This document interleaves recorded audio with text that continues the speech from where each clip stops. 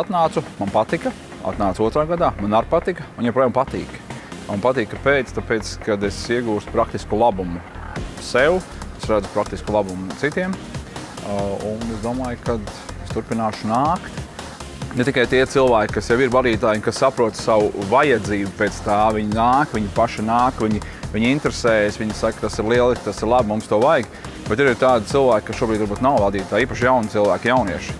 Man liekas, tas ir ļoti labs ieguldījums tieši viņos. Kāpēc tad man apmācīt kādu, ielikt viņu amatā un tad apmācīt? Jā, labāk, lai viņi mācās lēnām un tad nonāks līdz pozīcijai dabiski, kā mēs arī dzirdējām šodien, ja? Kad dabiski izaugs par vadītājiem līderiem.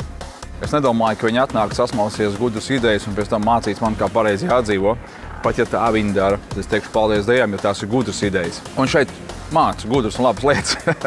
Nav jautājums par to, bet man liekas, ka es dzirdu un pārstāstīšu tās lietas, kas mani personīgi ir uzrunājušas.